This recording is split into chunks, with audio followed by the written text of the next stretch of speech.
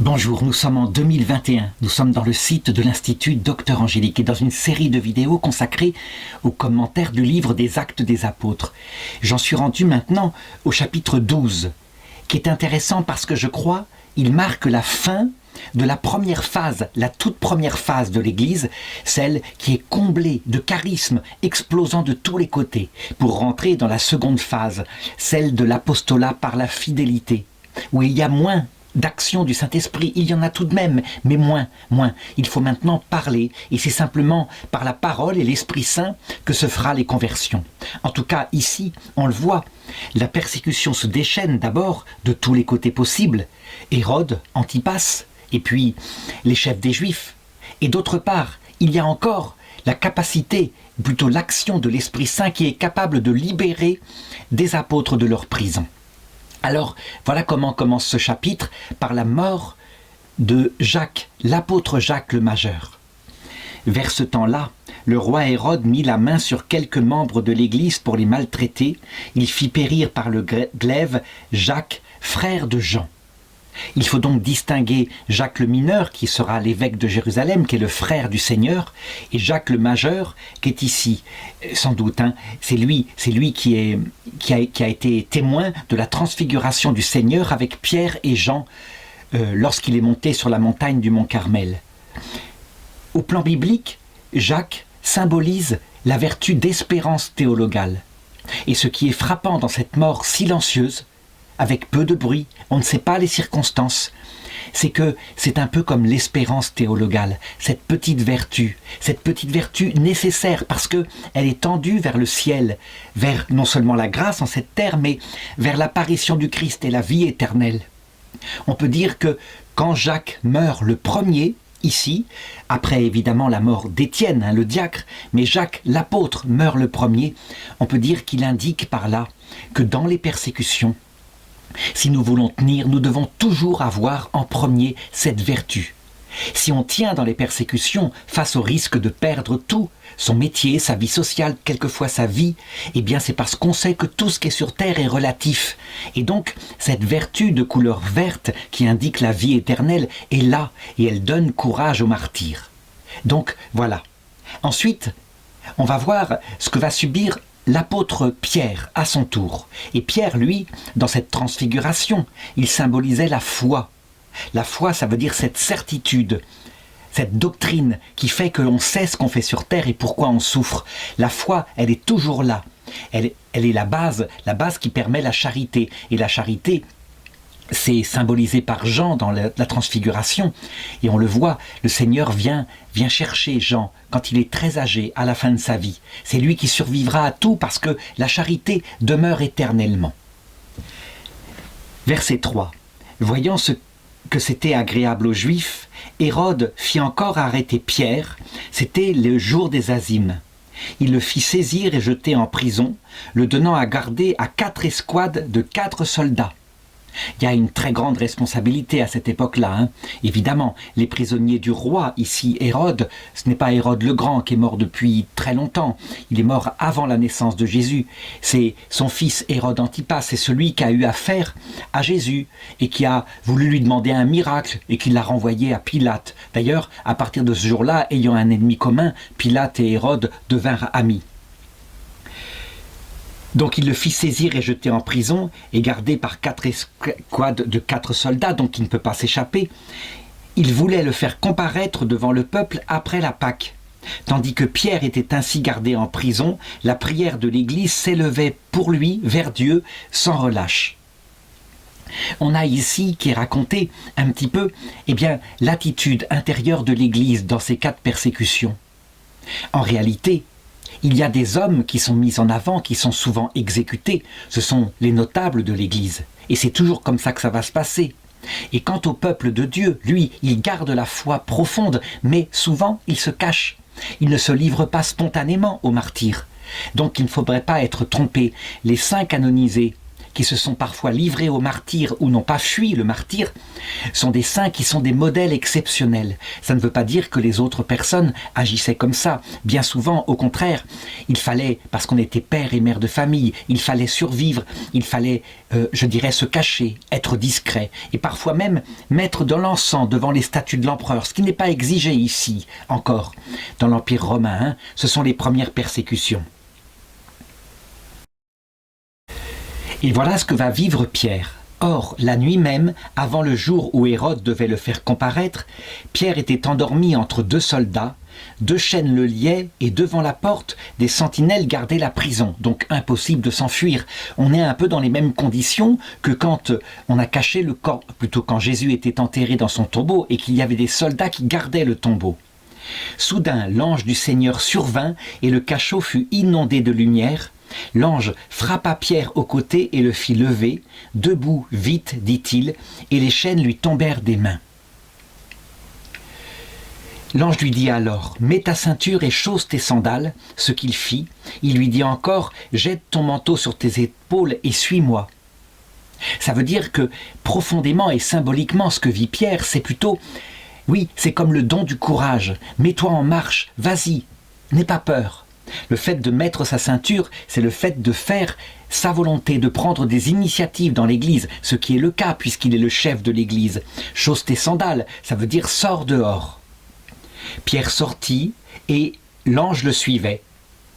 Il ne se rendait pas compte que ce fût vrai, ce qui se faisait par l'ange, mais il se figurait avoir une vision. Alors, là encore, certains, en étudiant ces textes, se sont dit « mais manifestement, c'est des inventions, c'est après, c'est l'Église qui se fait mousser ». En réalité, nous avons dans la vie des saints modernes des histoires exactement analogues. Qu'on se souvienne par exemple de l'histoire de Yvonne Aimée de Malétroit. En 1944, elle fut arrêtée par les nazis et il se passa exactement la même chose. Le prêtre qui la confessait, eh bien la vie, d'abord, elle était dans sa chambre, elle apparaissait toute souffrante comme ça, elle semblait être enfermée dans un autre lieu. C'était un mécanisme de bilocation. Mais ensuite, quelque temps plus tard, elle parut et elle était vraiment physiquement dans la chambre, elle était là, elle était sortie de la prison tenue par les nazis. Eh bien, elle-même, elle avait l'impression que ce qui s'était passé, c'était comme en rêve. Ça veut dire qu'elle songeait à ce qui arrivait réellement par ailleurs et que pouvait voir le père Labute. Donc c'est quelque chose d'assez étonnant. C'est pas une bilocation, c'est les deux à la fois. C'est l'action physique de l'ange qui la sort de la prison tenue par les nazis et en même temps ça lui paraît être un rêve. Donc il existe toutes sortes de charismes de ce genre qui sont extraordinaires, qui peuvent se multiplier. L'imagination des anges qui est au service du salut, au service de l'Église, elle peut être immense. Ce qui est sûr, c'est que Pierre, à la différence de Jacques, n'est pas mis à mort et il se retrouve dehors. Verset 10. Ils franchirent ainsi un premier poste de garde, puis un second, et parvinrent à la porte de fer qui donne sur la ville. D'elle-même elle s'ouvrit devant eux, ils sortirent, allèrent jusqu'au bout de la rue, puis brusquement l'ange le quitta. Les soldats, qu'est-ce qu'ils font pendant ce temps? Ils dorment. Ils sont pris d'un sommeil mystérieux. C'est ça qui se passe. Évidemment, c'est quelque chose de grave, parce que ils sont responsables de leurs prisonniers. Le fait qu'il s'est enfui comme ça, Hérode qui a les pieds sur terre, est-ce qu'il ne va pas prendre ça pour de la complicité? Alors Pierre, revenant à lui, dit « Maintenant je sais réellement que le Seigneur a envoyé son ange et m'a arraché aux mains d'Hérode et à tout ce qu'attendait le peuple des Juifs. » Pierre, qui est un être courageux, mais qui, en même temps, ne vit pas entièrement, en ce moment, à cette époque-là, de l'espérance théologale. Il n'attend pas que la vie éternelle, comme je l'ai dit au début de cette vidéo. Eh bien, il est fortifié par le fait que l'ange lui dit « Tu ne mourras pas » ou « Quand tu mourras parce que ce sera la volonté de Dieu. » Et donc, Dieu fait des miracles par ses mains. Son ombre suffit pour guérir des gens quand il passe dans la rue. Et d'autre part, il le sort de prison dès qu'il est arrêté. Donc, ceci peut lui donner un courage qui n'est pas fondé seulement sur une espérance théologale d'ordre spirituel, mais sur une espérance théologale d'action de Dieu ici sur terre. Lui qui a peur de la mort, on le sait bien, on l'a vu quand il a fui après avoir essayé de défendre Jésus le jour de son arrestation, il peut être ainsi aidé, au niveau spirituel où il est rendu dans son apostolat. Et donc Pierre est maintenant, c'est le verset 12 qui le raconte, il est maintenant en dehors de la prison, comme cela, il n'a pas de chaîne aux mains ni aux pieds. Alors s'étant reconnu, il se rendit à la maison de Marie, mère de Jean, surnommée Marc, où une assemblée assez nombreuse s'était réunie et priait. À cette époque-là, énormément de femmes portent le nom de Marie. Donc cette Marie-là, c'est encore une autre Marie qui apparaît ici et qui n'a pas été présente lors de la crucifixion de Jésus, où il y avait Marie Clopas, Marie mère de Jésus, et puis Marie Madeleine. Marc en question, c'est peut-être l'évangéliste, parce que c'est un nom peu usité. Alors Pierre heurta le battant du portail et une servante nommée Rhodée vint aux écoutes. Elle reconnut la voix de Pierre et dans sa joie, au lieu d'ouvrir la porte, elle courut à l'intérieur annoncer que Pierre était là devant le portail. Et on lui dit « Tu es folle !» Mais elle soutenait qu'il en était bien ainsi. « C'est son ange », disait-il alors. Ça veut dire que les gens qui ont prié là pour la délivrance de Pierre, eh bien sont absolument convaincus qu'il ne peut pas être sorti comme ça. C'est pas possible. Il ne peut pas non plus avoir été mis dehors par Hérode sur un ordre nocturne. Toujours est-il qu'ils finissent par ouvrir parce que Pierre continue de frapper. Et quand ils eurent ouvert, ils virent que c'était bien lui et furent saisis de stupeur. Donc là, encore une fois, ce prodige insigne, véritablement, leur donne une force pour prêcher l'évangile. En Pierre en particulier, au point que la prophétie qu'avait dit Jésus juste avant de partir au chapitre 21 de Saint Jean, quand tu étais jeune, tu mettais toi-même ta ceinture et tu allais là où tu voulais. Quand tu seras devenu vieux, un autre te mettra ta ceinture et t'emmènera là où tu ne voudrais pas. Il indiquait ainsi par quel genre de mort Pierre devait glorifier Dieu. On sait comment 30 ans plus tard, à Rome, il sera mis en prison et cette fois l'ange ne viendra pas le délivrer, qu'il passera par des épreuves spirituelles. Qu'est-ce que ça indique? Eh bien, il faut bien regarder, même si ce n'est pas écrit dans les Actes des Apôtres, cette fin de la vie de Pierre, dans les détails que nous connaissons par la tradition. Cela indique donc qu'il faut absolument avoir en tête qu'il y a des étapes de la vie spirituelle. Des étapes qui seront ensuite développées par quelqu'un comme Sainte Thérèse d'Avila, dans les 7 demeures, où elle explique comment Dieu, au départ, dans la 4e demeure, celle où sa présence se fait sensible, peut nous accorder tout. Il nous exauce sur des détails parce qu'il veut nous attacher à lui. Et puis ensuite, il nous met dans un quotidien, ce qu'on pourrait appeler un temps ordinaire, où on ne sent plus la présence de Dieu, où on doit être fidèle. Où se passe ici plutôt une nuit des sens, on ne ressent plus la présence de Dieu et on est appelé à rester fidèle. C'est ce que je raconterai à partir du chapitre suivant, dans l'apostolat de Paul et Barnabé. Et enfin, 3e étape, il y a une étape où on est comme abandonné de Dieu. Il ne semble plus agir du tout. Il n'aide plus. Et on passe par des nuits de l'esprit. Ça veut dire qu'on ne comprend plus ce qu'il nous veut. Le but de cela n'est plus l'apostolat. Le but de cela, dans cette 3e étape, c'est de façonner en nous un cœur pauvre, un cœur mort à soi-même, un cœur qui est disposé à entrer dans la vie éternelle. Et c'est ce que vivra Pierre donc et Paul lorsqu'ils seront à Rome en 65 après Jésus-Christ. Et le verset 17 continue. Mais Pierre leur fit signe de la main et de se taire, et il leur raconta comment le Seigneur l'avait tiré de la prison. Et il ajouta, annoncez-le à Jacques et aux frères. Puis il sortit et s'en alla dans un autre endroit.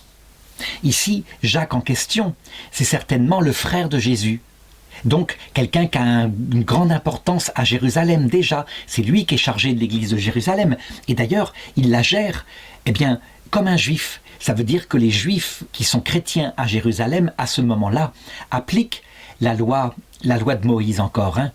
Je l'ai dit, ce n'est que plus tard que l'on décidera que cette loi de Moïse ne doit pas être matériellement appliquée.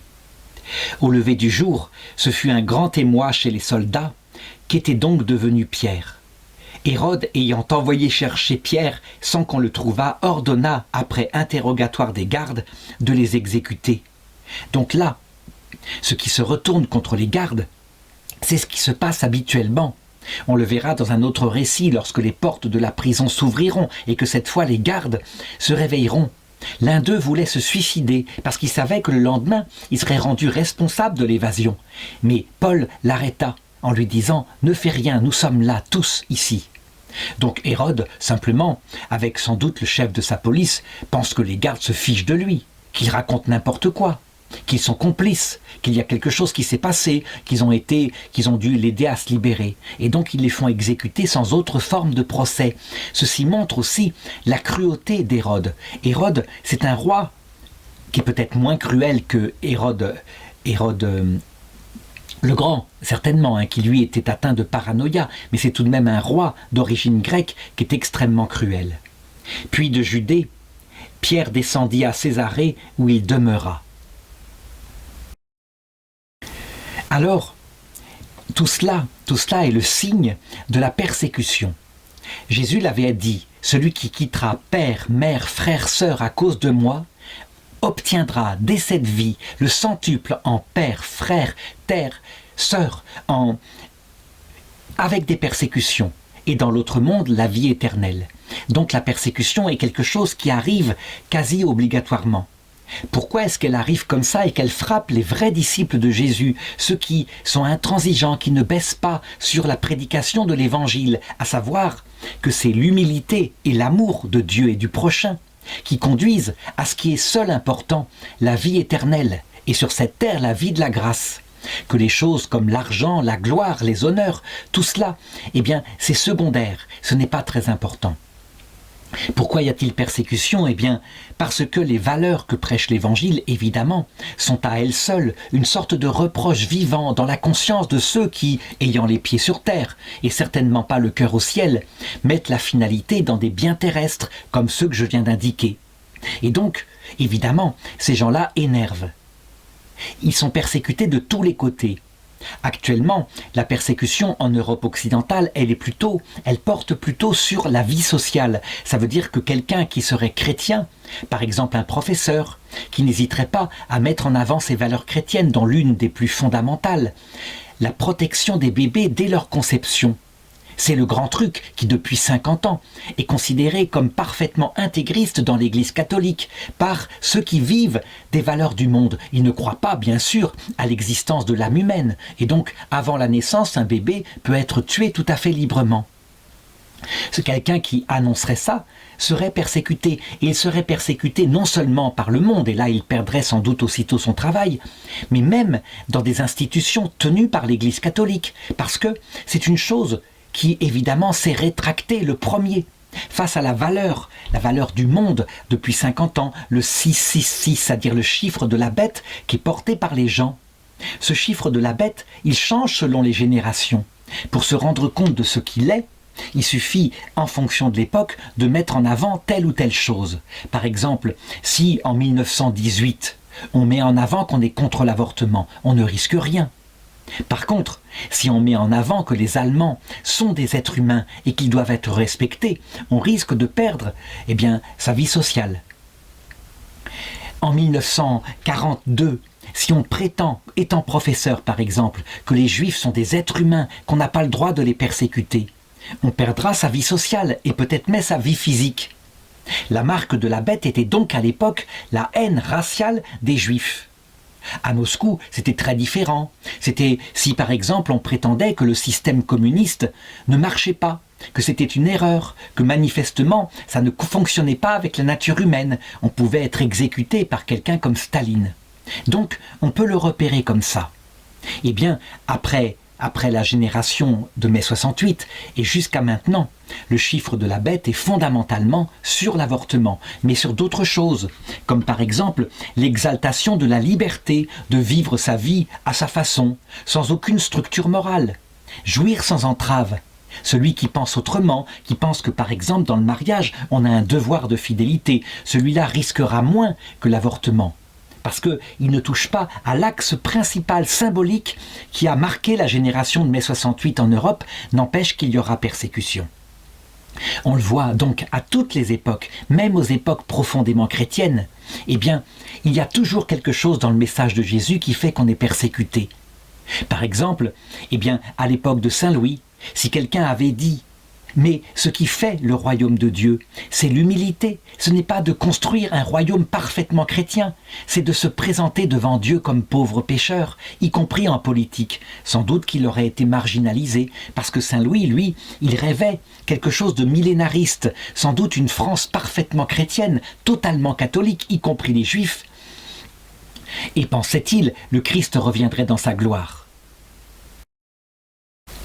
Alors, ce que constatent toutes les personnes qui ont subi la persécution, y compris parfois par des membres de l'Église, c'est une chose que faisait remarquer le pape Benoît XVI avec stupéfaction. Comment est-ce que souvent des membres de l'Église persécutent les saints, et puis la génération suivante canonise ces mêmes saints? C'est assez effrayant. Ça veut dire que le monde entre aussi dans l'Église, c'est comme ça. Eh bien, il faut regarder par la suite du texte ce que deviennent les persécuteurs. Ça veut dire que celui qui est persécuté pourrait très bien s'épancher dans un désir de vengeance immédiate. Pierre pourrait se dire « Oh, cet Hérode qui a en plus fait massacrer les gardes qui n'y sont pour rien.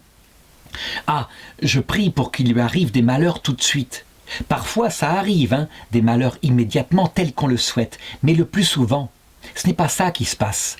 C'est la justice de Dieu qui se passe. Ça veut dire que de l'autre côté de cette vie, on n'échappe pas à Dieu qui nous met devant le jugement de nos actes commis.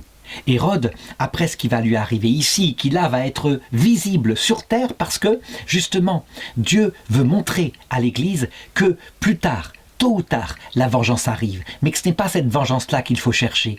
Eh bien, dans l'autre monde, nous serons comblés de justice et tous ceux qui ont persécuté bien subiront à leur tour le ridicule d'une situation décalée puisqu'ils ne seront pas dans l'axe de la vérité. Donc le verset 20 raconte « Hérode était en conflit aigu avec les gens de Tyr et de Sidon. D'un commun accord, ceux-ci se présentèrent devant lui et après avoir gagné Blastus, le chambellan du roi, ils sollicitèrent la paix. Leur pays en effet tirait sa subsistance de celui du roi. Donc il y a des affaires politiques à cette époque-là. Au jour fixé pour la réunion, Hérode était vêtu de ses habits royaux, il prit la place sur la tribune, et tandis qu'il les haranguait, le peuple se mit à crier « C'est un Dieu qui parle, ce n'est pas un homme ». Le peuple, très probablement, ici flattait Hérode. Il caressait son honneur et son orgueil de ce roi vaniteux, de ce roi déjà vieilli, pour simplement obtenir de lui de la bienfaisance. On sait comment ça peut se passer et comment le peuple lui-même peut être manipulé par un meneur qui leur dit « Faisons comme ça, soyons intelligents, ne provoquons pas ce grand roi ».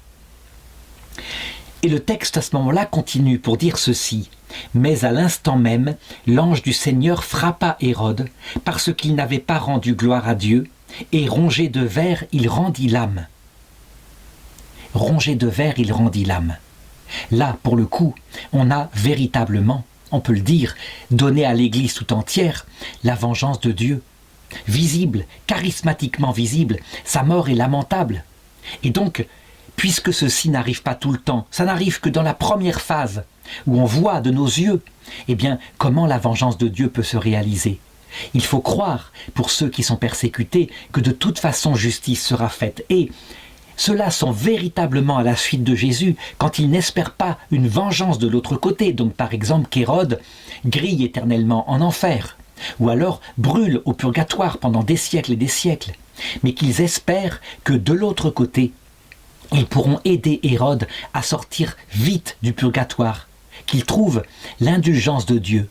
La plus grande vengeance, c'est de répondre à la haine primitive d'un roi comme ça, qui se prend pour Dieu parce que, justement, il n'est qu'un roi terrestre, d'y répondre par de l'amour et de la miséricorde. En remerciant Dieu, évidemment, quand il ne nous a pas donné de pouvoir, parce que nous n'avons pas subi la tentation de nous enorgueillir à la manière d'Hérode. De la même façon d'ailleurs, quand la persécution vient d'un prince de l'Église, donc d'un évêque, ou d'un pape, pourquoi pas? Quand la persécution injuste se réalise comme cela, eh bien, il faut être capable de prier pour eux, pour que, évidemment, ne tombe pas sur eux une vengeance comme cela, mais plutôt, je dirais, une purification qui les mène un jour à entrer dans la vision béatifique. Et donc, c'est à cette époque-là, encore très charismatique, Donc la puissance de Dieu, la persécution, la mort des persécuteurs, à cette époque-là qu'on voit que l'Église, qui est primitive, qui n'a pas encore ce développement spirituel que nous avons nous, eh bien elle grandit. Cependant, dit le verset 24, la parole de Dieu croissait et se multipliait. Quant à Barnabé et Saul, après avoir accompli leur ministère à Jérusalem, ils revinrent, ramenant avec eux Jean, surnommé Marc. Et donc, je vais voir dans le chapitre suivant la grande geste de Paul, en particulier celui qu'on appelle Saul ici, comment il partira en apostolat, mais un apostolat qui pour lui qui n'a pas ce côté primaire des autres apôtres, c'est-à-dire attentif aux signes, qui est beaucoup plus dans la compréhension spirituelle de l'évangile, eh bien sera un apostolat de deuxième catégorie, ça veut dire moins accompagné de charisme, plus accompagné de persécution, mais beaucoup plus solide intérieurement.